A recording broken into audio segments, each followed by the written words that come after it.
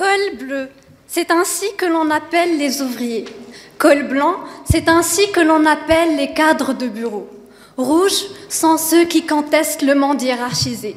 Mais aujourd'hui, nous allons voir ce beau monde sous d'autres couleurs. Mesdames et messieurs, bonsoir. De pompiers à policiers, en passant par infirmiers, une tripotée de métiers a toujours eu la cote dans le cœur des enfants lorsqu'on leur demande quel métier souhaitaient-ils exercer plus tard. Certains ont la chance de le faire par vocation, par penchant, par une forte attirance et inclinaison envers ce métier. Encore faudrait-il trouver sa vocation et d'en vivre, ce qui repose sur le hasard de la vie. D'autres le font plutôt par nécessité et obligation, car je doute fort qu'un enfant de 6 ans rêve de remplir des fichiers Excel toute la journée. Ce qui nous invite à remettre en question notre conception de ce qu'est réellement un métier. Hérité du latin classique « ministerium », qui signifie initialement le besoin, puis le service ou la fonction. Sans aller plus loin, un métier est d'abord l'exercice par une personne d'une activité dans un domaine professionnel en vue de rémunération. Et je souligne bien cette petite phrase car je vais y revenir plus tard.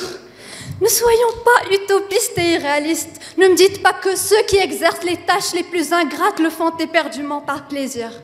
Selon Le Figaro, le taux de satisfaction de son emploi n'atteint que 48,4%.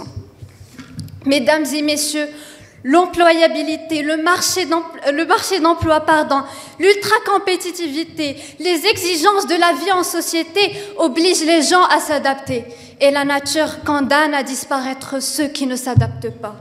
Notre position est beaucoup plus crédible que la vôtre, car si le débat s'arrêtait là, il nous suffirait de montrer qu'il existe au moins un métier qui ne peut être objet de vocation pour vous prouver que votre thèse est complètement fausse. Merci.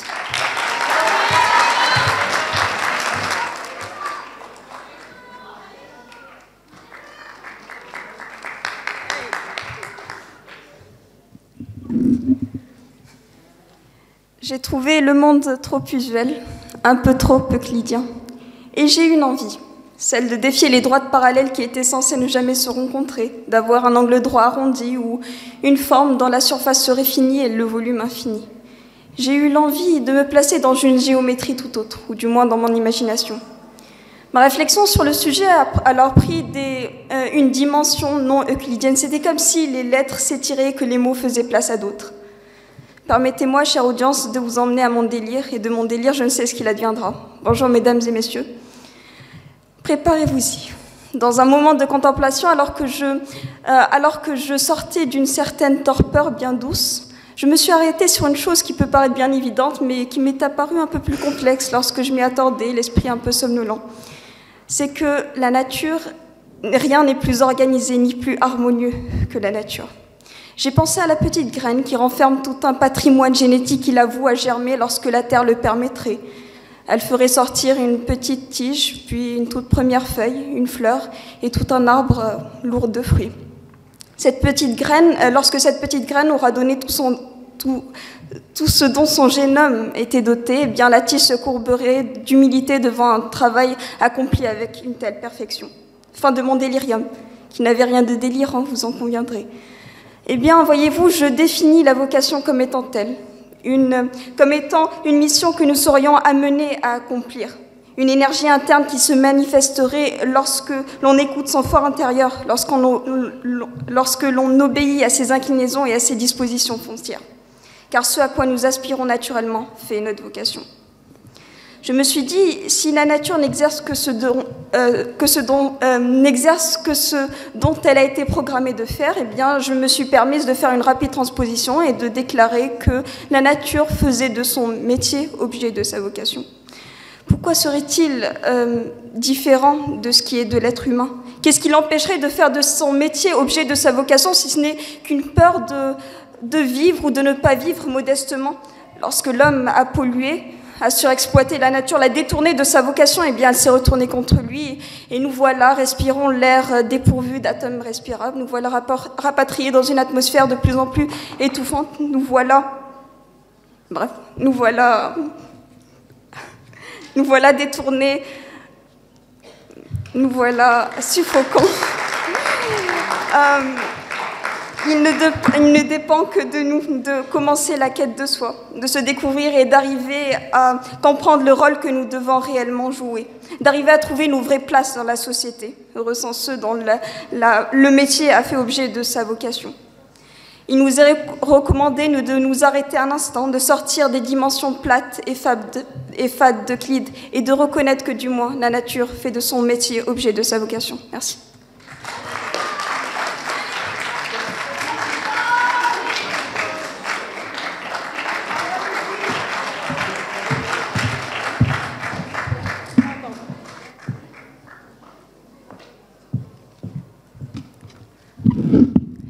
J'aurais tellement aimé être un oiseau, mais si, pensez-y au moins un instant. Être à la place de ce petit animal vertébré couvert de plumes, sans responsabilité ni propriété. Il suffirait tout simplement de manger et de planer dans les airs. Si seulement la vie était aussi simple. Vous savez, je ne peux m'empêcher de vous regarder un par un et de me dire, quand c'est tous demandé au moins une fois dans notre vie, mais que vais-je faire après le bac? Aurais-je la chance d'exercer un métier qui me procure épanouissement et satisfaction? Un métier de vocation? Et je dis bien aurais-je la chance parce que vivre de sa vocation n'est pas un choix, mais plutôt un luxe et un privilège, ou ce que Barbara Taylor Bradford aime appeler un coup de chance. Vous savez, ne me dites pas vous ne me dites pas que sur cette terre, il y a des femmes qui, dès leur naissance, sont faites pour être femmes de ménage, ou encore des maçons qui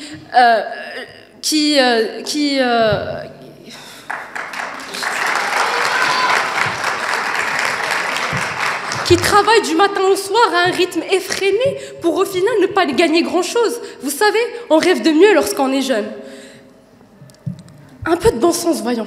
Ouvrez les yeux. Si nous faisions tous nos métiers par vocation, on parlerait sans doute moins de souffrance au travail et encore moins de chômage qui ne cesse de grimper. Soit dit en passant, est-ce par vocation? Mais certainement pas. Le lundi matin, pourquoi se lève-t-on au lieu de rester bien au chaud dans notre lit? Est-ce par vocation? Mais non, il n'y a que les petits chanceux de la vie qui y ont droit. La réponse tient en quelques mots. On travaille pour gagner sa vie.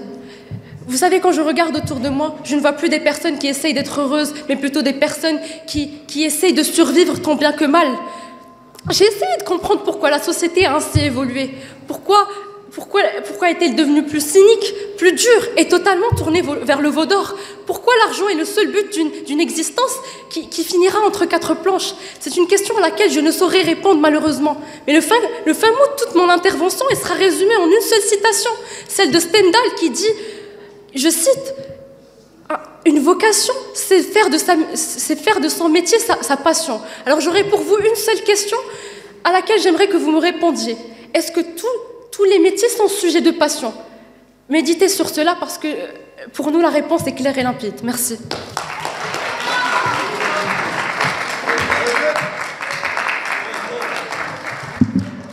Alors oui, chers opposants, je suis bien d'accord avec vous. Vous n'avez besoin de nous citer qu'un seul exemple qui ne joue pas rôle de vocation dans ces métiers. Je vous y invite d'ailleurs. Mais je ne pense pas que vous ayez compris l'objectif de ce débat. L'objectif est d'élargir la question et de ne pas se contenter de l'aspect extérieur du métier. Mais bon, bref. Émancipation. Émancipation. Mon discours sera celui de l'émancipation et de la libération de toutes ces idées barbantes et banales qui nous font revenir à cette équation primaire qui dit que tout travail est égal au calvaire.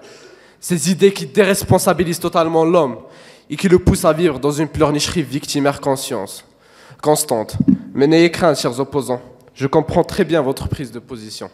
Je comprends pourquoi vous tenez tant à défendre une cause si déprimante et décourageante. Je pense que cela est principalement dû au fait que vous ayez grandi dans la société conservatrice par excellence.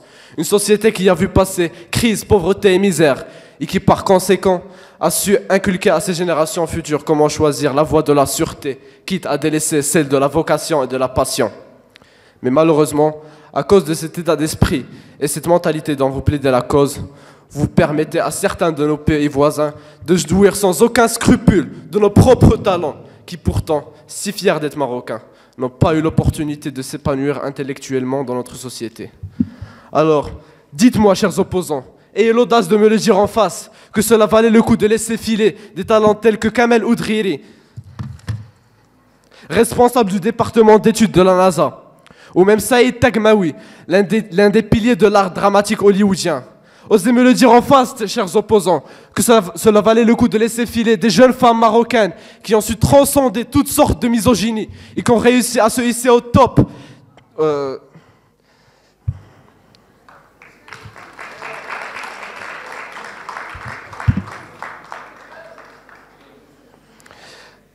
Osez venir me le dire en face que cela valait le coup de laisser filer de jeunes femmes marocaines qui ont su transcender toutes sortes de misogynie et qui ont réussi à se hisser jusqu'au top, telles que Mariam Touzani, qui a su conquérir les plus grands festivals cinématographiques au monde, dans Cannes. Si c'est la cause que vous défendez, alors je n'ai plus rien à vous dire. Merci.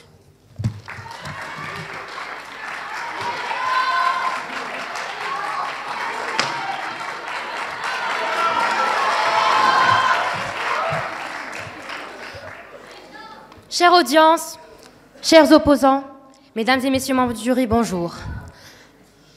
Tout d'abord, j'aimerais commencer par m'adresser à vous, chers opposants, et j'aimerais que vous me répondiez à la question suivante. Est-ce que vous pensez vraiment qu'un cireur de chaussures, ou un éboueur, ou une femme de ménage aime son métier?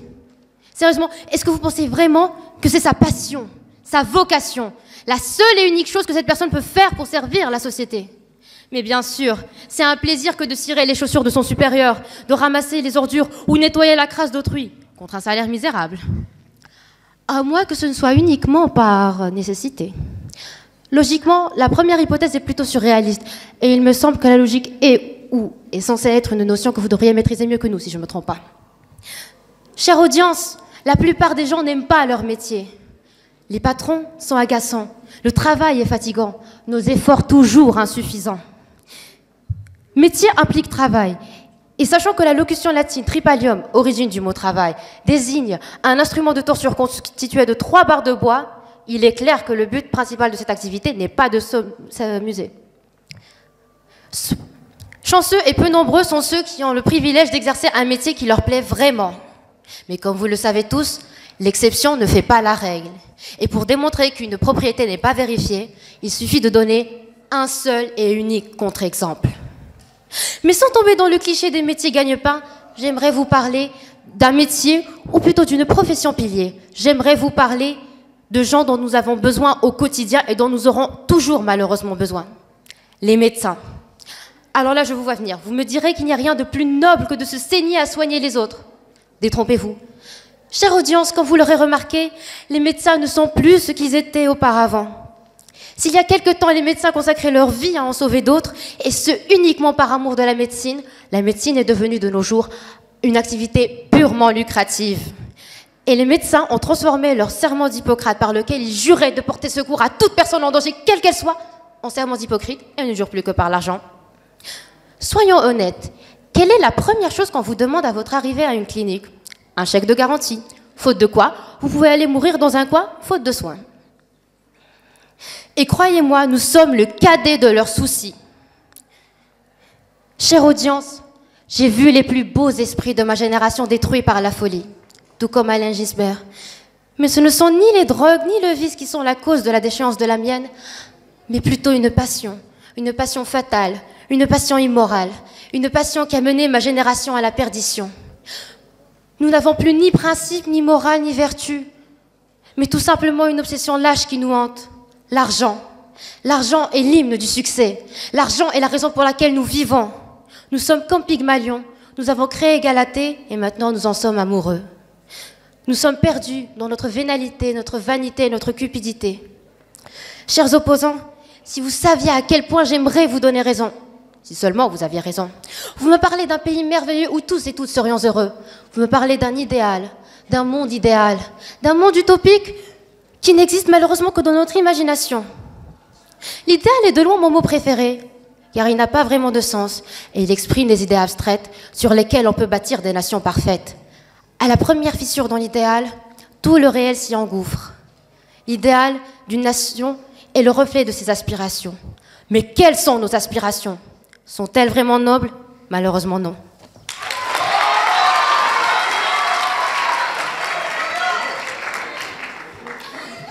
Chers opposants, entre les arguments que vous avancez et la réalité se trouve un grand fossé. Il faut savoir que l'exception ne fait pas la règle.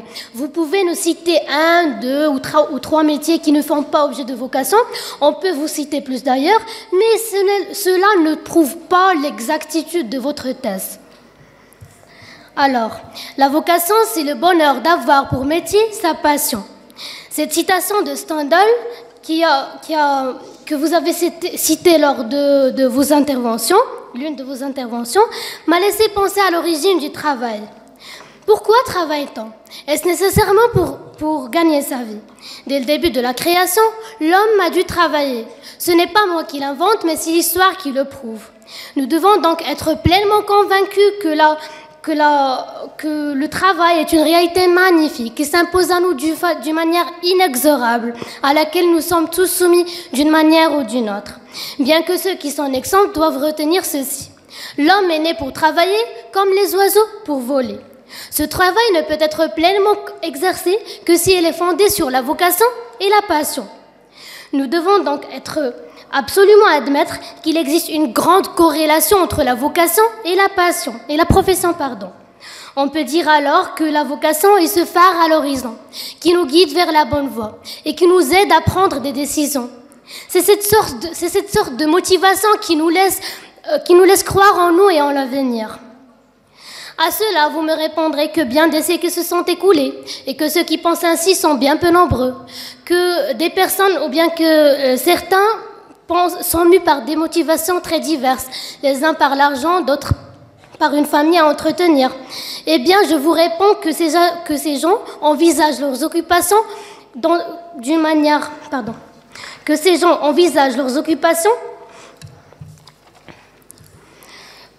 comme une nécessité dont ils ne peuvent s'évader. C'est pour cela que la personne doit se chercher dans le travail, de manière que celui-ci lui procure du plaisir et encore plus du bonheur. Voilà donc la formule magique de la vocation. Deviens ce que tu désires, trouve ce qui te correspond de profondément ancré en toi et tu vivras extrêmement heureux. Mesdames et messieurs, ne vous laissez donc pas berner par l'utopie qu'a créé nos chers opposants, car ce n'est qu'un ésotérisme et un remodelage drastique à vos cerveaux. Merci.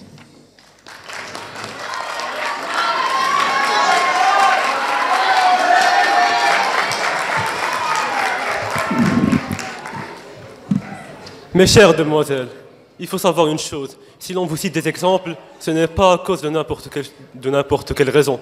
Il faut savoir que le sujet stipule tous les métiers. Ainsi, si l'on vous cite les 3 exemples que vous avez dit que l'on fait, ça y est, c'est la fin de votre thèse. Mais, chère audience, nous n'allons pas nous résoudre à ça. Aussi, il faut savoir que ce que j'aime chez cette équipe, c'est qu'ils n'ont pas peur des lieux communs. Ils n'ont pas peur de penser comme l'écrasante majorité des personnes.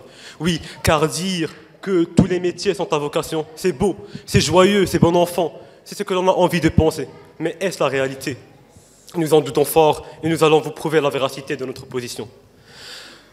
Quand vous dites tous les métiers, nous incluons aussi professeurs et boueurs. Eh bien, nous allons en parler. On va voir comment est-ce que l'amour de la vocation a évolué chez les professeurs. Jadis, ce métier fut tellement idéalisé, car ces personnes aimaient leur profession, aimaient leur vocation. Mais maintenant, ces pédagogues, ces mêmes pédagogues révèlent un manque criard d'amour pour leur vocation, révèlent un manque criard d'amour pour inculquer des valeurs aux générations futures.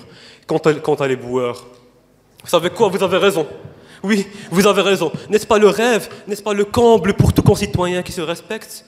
Se lever de bonheur pour finir sa dure labeur, sa besogne tard le soir, passer sa journée à se faire crier, hurler, tonner dessus. Tout ça pour à la fin toucher une misère et n'avoir de quoi se mettre sous la dent. N'est-ce pas là le rêve, n'est-ce pas là le comble que vous chuchotez tant et que vous défendez tant? C'est exactement comme je le pense. C'est réellement jouissif pour moi, plutôt ça a été réellement jouissif pour moi de démanteler leur argumentaire à l'aide de ces 2 contre-exemples. Mais devrais-je m'en arrêter là? Devrais-je faire comme ces jeunes gens et m'en arrêter aux apparences? Ou bien ne devrait-on pas tous ensemble chercher la complexité? Oui, cherche à la complexité qui se cache derrière ce sujet. Ainsi, c'est bien beau de dire que tous les métiers ne sont pas à vocation. Mais pourquoi? Pourquoi? Eh bien, la réponse, je l'ai. Elle se matérialise et se concrétise par les 3 points suivants. Premièrement, nous avons la société a fait de nous ce que nous sommes. Deuxièmement, les années 60. Deuxièmement, on a le début du XXe siècle. Et troisièmement, nous avons la nature humaine. Pour en revenir à mon premier point, qui n'est autre que la société a fait de nous ce que nous sommes devenus, il faut savoir qu'on ne sait pas comment, on ne sait pas pourquoi, on ne sait pas comment faire et comment réagir. D'ailleurs, c'est un autre sujet. Mais face à des personnes qui veulent vivre de leur métier, ils se trouvent nécessairement face à des obstacles. Mais que font-ils? Ils ne font pas face à l'adversité. Ils s'en vont et ils se cachent. Et c'est ainsi que moult personnes délaissent leur vocation. Deuxièmement, nous avons début XXe siècle. Oui, début XXe siècle, car ça marque 2 choses, qui n'est autre que la crise financière et aussi le néolibéralisme américain. Ainsi, tous ceux qui faisaient des métiers parce qu'ils aimaient et parce que c'était leur vocation ont disparu et ont laissé place à des personnes qui font des métiers ou bien des professions pour peu qu'ils puissent en vivre. Et troisièmement, nous avons la nature humaine, car l'homme, depuis des millénaires, son rôle a été de ramener de l'argent. Non, de ramener de la nourriture à sa progéniture. Et ainsi, il n'a jamais été question d'allier ces 2 choses, qui ne sont autres que travail, métier et profession et vocation. D'ailleurs, comme l'a si bien dit ma camarade, travail découle du mot latin tripalium, qui veut dire instrument de torture. On ne peut pas dire qu'il ne nous avait pas prévenus. Maintenant, chère audience, mon intervention touche très certainement à sa fin, mais notre argumentaire, lui, ne fait que commencer. Merci.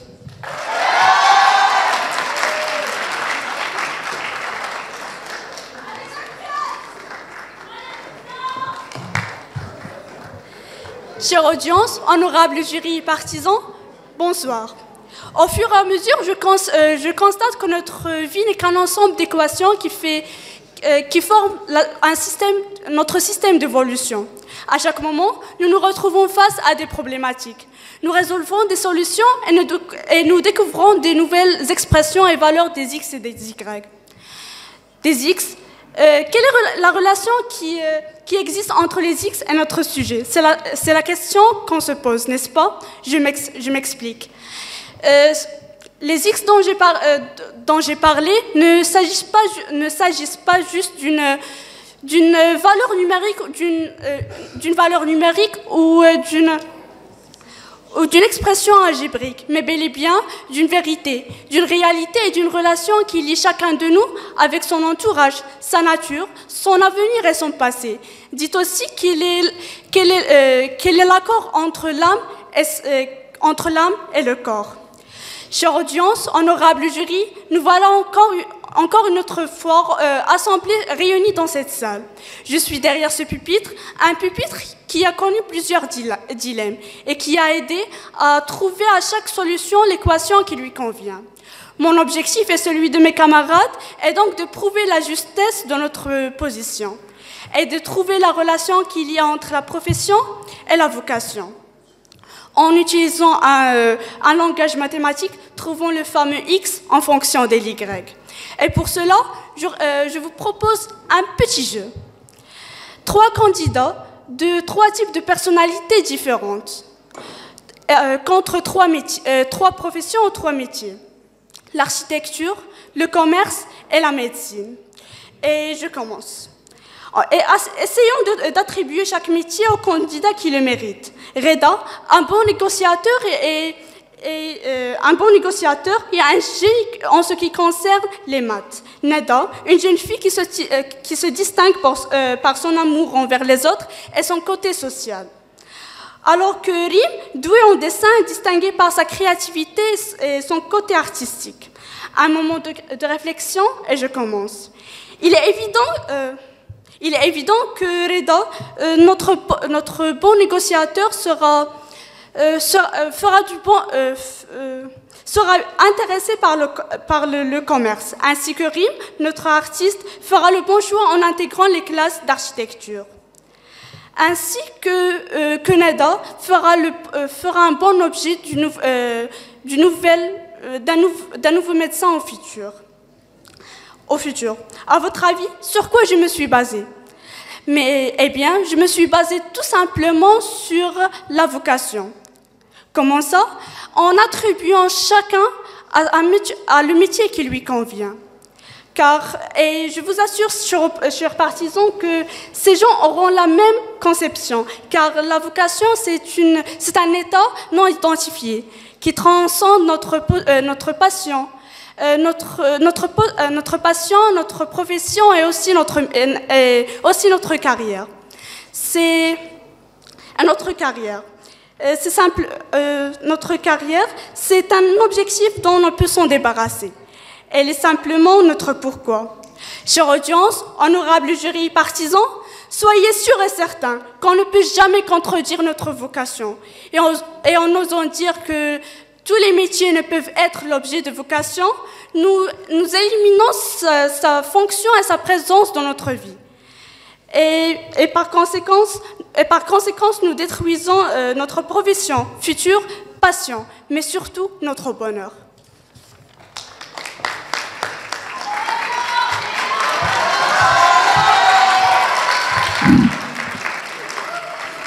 Bonjour, chers opposants. La plupart des gens ont pris un métier parce qu'ils n'ont pas pu faire autre chose. Sauf que les témoignages que vous avez cités ne sont qu'une exception. Voilà. Bon, plusieurs ont consacré leur vie à concevoir ma nature. Quelques-uns ont fait de moi un être remarquablement intelligent. Aristote m'a considéré comme un animal politique, Nietzsche un personnage despotique. Mais je reste avant tout un être qui me différencie des autres espèces par ma bipédie, mon langage articulé, mes mains préhensiles et surtout mon intelligence développée. Parfois, je suis confuse, des fois crédule, car les changements sont rapides et surtout inévitables. Des emplois disparaissent et d'autres se créent à vitesse grand V. Et moi, humain actif, je dois m'y habituer. Il ne s'agit plus de suivre ma vocation, puisqu'il me faut du temps pour reconnaître mes ressources, mes limites et mes faiblesses. De même, je ne peux renier à ma nature multipotentielle en voulant à tout prix entrer dans un moule, ni m'arrêter sur un choix de métier, car plus je m'intéresse à l'évolution du monde des métiers, plus je prends conscience que je devrais changer de métier probablement 10 fois. On valorise mes compétences en prenant comme critère ma productivité. On relie la tâche au salaire, le salaire à la productivité. Le résultat de cette dernière m'est étranger, aliéné. Et ce n'est surtout pas moi qui le dis, mais c'est celui qui a fait de la pensée une pensée riche et complexe. Ce n'est que Karl Marx et sa théorie d'aliénation. D'après cette approche philosophique et psychologique, je ne voulais que montrer que la vocation est une promesse qui peut tomber à l'eau, une fin digne d'un conte de fées. Merci.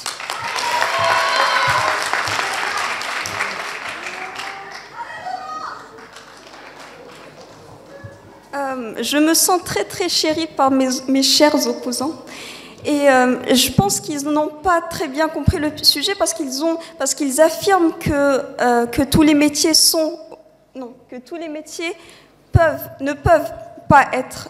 sont pas objets de vocation. Et nous, on doit débattre la possibilité qu'ils soient ou non objets de vocation. Et aussi, j'ai été très choquée par les propos dits par mes chers opposants. En dénigrant les métiers qui sont, elle a dit, femme de ménage, cireur de chaussures et quoi d'autre, et éboueurs, sachant que les éboueurs sont les mieux payés dans les pays européens. Bref. Je vous emmène à Saint-Louis, États-Unis, 1919. Une enfant de 13 ans dort à même le sol avec le chien dont elle partage la nourriture et les puces, dans la maison où elle est placée comme servante. Je vous trace là un tableau bien sordide issu d'un roman de Dickens avec la crasse, la faim, les vêtements en lambeaux et la patronne qui bat les filles. Joséphine, c'est son nom. Tous les soirs, elle invite les enfants du quartier dans la cave où elle a aménagé une petite scène et des bancs de bois. Elle danse, gifle parfois les uns pour qu'ils se tiennent tranquilles et la regardent. Elle sait ce qu'elle veut, mais plus encore, elle agit comme si elle savait intérieurement qu'elle allait devenir Joséphine Baker, la danseuse la plus célèbre du XXe siècle. Soyez d'accord avec moi, il y a des vies comme ça qu'il semble tracer, des enfants qui portent en eux le germe d'une vocation qui ne demande qu'à s'exprimer. Pour Adler, disciple de Freud, tout se joue lors de la formation de la personnalité qui n'est pas innée mais acquise. Sa théorie repose sur 3 notions fondamentales. Le sentiment d'infériorité, la compensation et le sens du social. Je m'explique. Au fur et à mesure que nous grandissons, nous prenons conscience de cet état d'infériorité, de nos aptitudes et de nos défauts. Cela nous pousse à utiliser notre force vitale de la vie, notre élan pour autoprogrammer notre comportement et notre style de vie dans un but soit d'adaptation, soit de sécurité ou soit de perfection. C'est alors qu'intervient le processus de compensation qui répond plus spécifiquement à la question de vocation. Cet élan vital qui va nous aider à transcender nos infériorités naturelles, psychiques ou physiques. C'est ainsi qu'Arnold Schwarzenegger, enfant chétif à la limite du rachitisme, a su surmonter sa petite taille et travailler encore et encore jusqu'à devenir l'acteur musclé que l'on connaît tous. Dès notre plus jeune âge, nous avons tous en nous la capacité de focaliser notre attention sur un problème et de trouver le ressort intérieur pour le surmonter. Par là, Adler montre aussi qu'en psychologie, notre environnement n'est pas la cause essentielle de notre comportement, comme le clament sans cesse nos opposants, nos chers opposants. Mais nous sommes bien maîtres de notre plan de vie et nous ressentons ce besoin inhérent à chacun de nous de se lier, de s'identifier, de se reconnaître en les autres et qu'ils se reconnaissent en nous. De plus en plus d'entre nous ont besoin de retrouver un sens à leur vie. Comment ? James Hillman répond, en acceptant de reconnaître que la disposition à aimer quelque chose correspond généralement à notre plan de vie. Nos rêves d'enfance et nos passions reflètent toujours une aptitude qui n'appartient qu'à nous. Un conseil, restez fidèles aux rêves de votre jeunesse. Merci.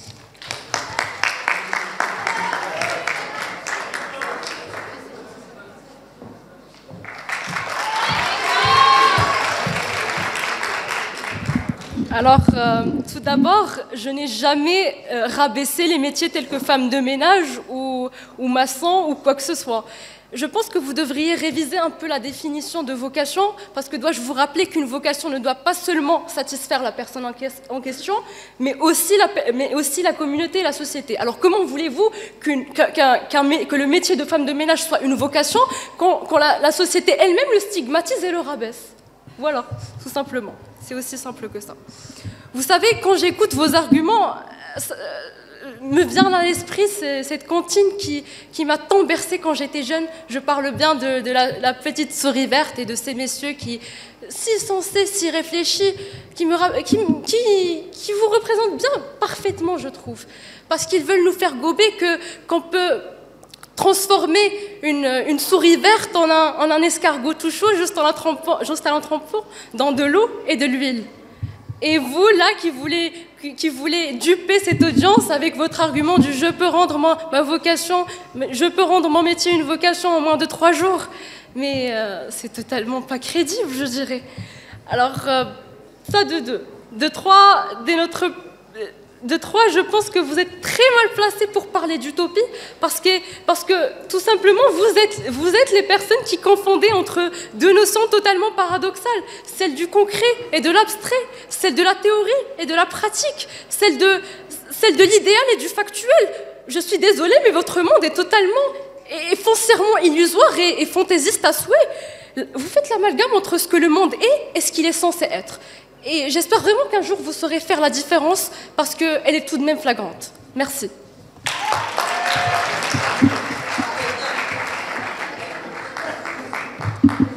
Rebonjour.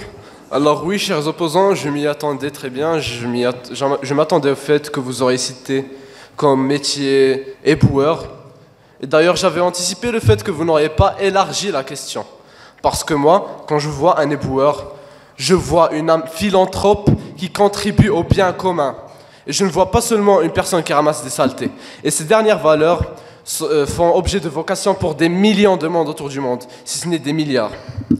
Et aussi, le sujet du débat d'aujourd'hui n'est pas toute personne a sa vocation comme métier, mais tout métier peut être et devenir vocation. Mais bon, allez, supposons que tout ce que vient de vous citer, mes chers camarades, n'est que supercherie, et que vous êtes en train de défendre votre cause avec toutes vos capacités intellectuelles. Je me suis mis à votre place, réfléchissant à quel type de sottise je pourrais sortir le jour du débat. Je me suis dit que la meilleure carte que vous pourriez nous jouer, c'est la carte du réalisme. Et clamer comme quoi vous, au moins, vous ne vous voilez pas la face quand il s'agit de réalité. C'est ce que vous avez fait d'ailleurs. Mais laissez-moi vous poser une question.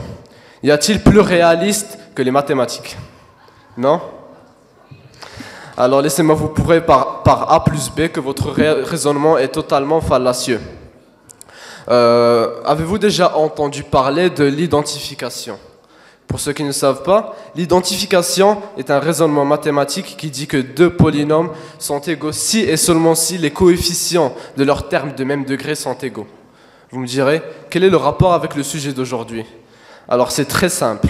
Nous allons prendre les deux termes les plus importants dans notre sujet de débat d'aujourd'hui, en l'occurrence le mot métier et le mot vocation. Et nous allons chercher les synonymes de ces deux termes. Et dans notre cas, les coefficients dont je vous ai parlé au début seront les synonymes communs. Alors, ne vous inquiétez pas, j'ai fait tout le sale boulot avant de revenir ici. Et à ma plus grande stupéfaction, j'ai trouvé une multitude de synonymes communs. Alors oui, j'ai trouvé vocation dans les synonymes du mot métier. Quoi d'autre? Ah oui, j'ai trouvé le mot mission, penchant, activité professionnelle, et la liste est très longue. Et si vous avez suivi mon raisonnement, vous aurez compris que par identification, nous avons conclu que la vocation et les métiers sont étroitement liés et qu'on ne peut nier la relation entre eux. Merci.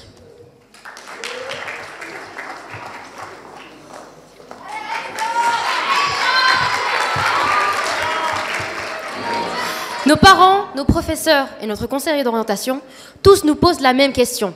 Que veux-tu faire plus tard? La plupart du temps, la réponse est « je ne sais pas ». Cette réponse est immédiatement suivie d'une autre question. À ton âge, tu devrais déjà le savoir. Qu'attends-tu pour te décider? Et c'est ainsi que nous devenons des personnes frustrées qui ne savent pas exactement où aller, mais qui doivent bien aller quelque part.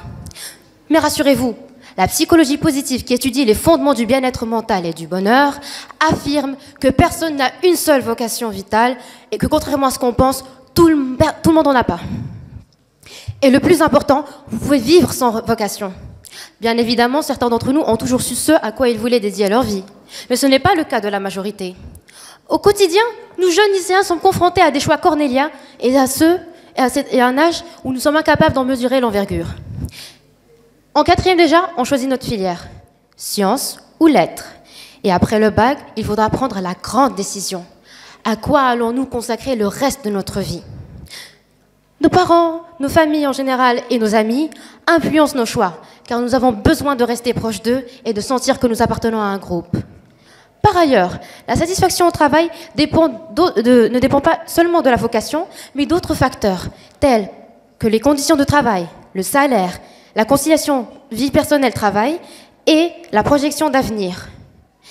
Car comme l'explique Emily Smith, tout le monde ne trouve pas sa vraie vocation, mais cela ne signifie pas que nous sommes condamnés à un travail dénué de sens. Autrement dit, la vocation peut influencer le type d'emploi choisi, mais la satisfaction dépend d'autres choses, telles que la motivation. Selon Smith, moins de 50% des personnes voient leur métier comme une vocation.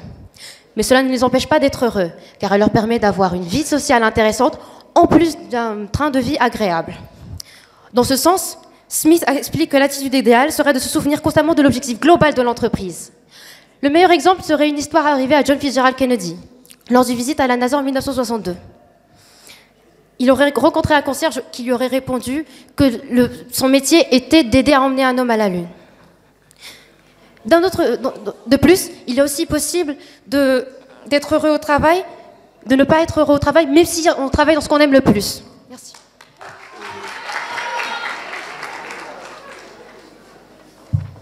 Chacun d'entre nous est censé avoir des centres d'intérêt stables au cours du temps. Ceux-ci sont liés à sa personnalité, ses goûts et ses talents. Ces centres d'intérêt nous prédisposent à certaines activités.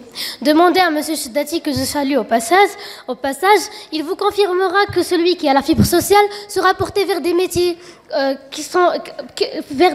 comme l'éducation et les travaux sociaux plutôt que vers des professions techniques, ainsi que celui qui a l'esprit d'entreprise aura du mal à se plier aux fonctions de simple exécutant. Et donc, contrairement à ce que disent nos chers opposants, les emplois susceptibles à susciter les vocations ne se résument pas en quelques métiers prestigieux ou créatifs, mais par contre englobent tous les métiers. Alors, vous devez admettre que la vocation est un métier, ce que l'âme est au corps, ou encore plus ce que les idées sont au cerveau. Alors, avant de finir mon intervention, mes chers opposants, veuillez bien retenir ceci. La vocation est pour les métiers une sœur aînée. C'est de leur saint amour que l'harmonie est née. C'est de leur saint amour que l'harmonie est née. Sans elle, on est aveugle et stérile sans lui. Demandez-leur toujours un mutuel appui. Et pareil à l'oiseau qui se fie à son aile, laissez guider vos vols à leur voix maternelle. Merci.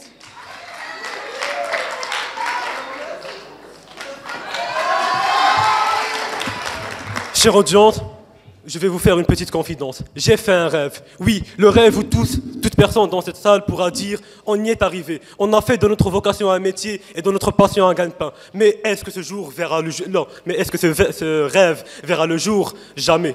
Je vais vous dire, vous réclamez certainement des preuves, mais je vais vous dire pourquoi. Nous vous avons déjà donné des preuves, contre-exemples, implications logiques et autres. Donc cessons de nous voiler la face, car là où les métiers passent, les vocations trépassent. Merci.